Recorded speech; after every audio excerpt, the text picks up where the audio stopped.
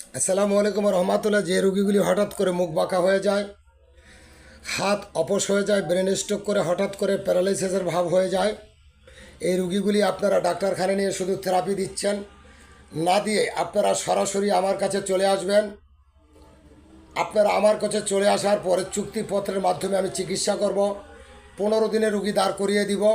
1 মাস রুগী হাঁটাচলা করবে, 3 মাস ওষুধ খাবে, সারা জীবনের জন্য ভালো। আমি বাংলাদেশ সরকারকে বলবো, আমি বাংলাদেশ সরকারের বড় বড় মেডিকেল কলেজকে বলবো, আপনারা যেই রুগীগুলি ছেড়ে দিয়েছেন সেই রুগীগুলি যেন এই গরিবের এই চিকিৎসালয়ে এসে তারা চিকিৎসা গ্রহণ করে তারা জীবন পায়। আমি বদ্ধপরিকর। বাংলাদেশের মাননীয় প্রধানমন্ত্রীরও যদি এই রোগ হয় আমি তার চিকিৎসা করতে বদ্ধপরিকর। আমি বাংলাদেশের কোনো মন্ত্রীর এই রোগ হলে তার চিকিৎসা করতে বদ্ধপরিকর। আমি বাংলাদেশের যত বড় সুনামধন্য লোক হোক, আপনি সিঙ্গাপুর যান, লন্ডন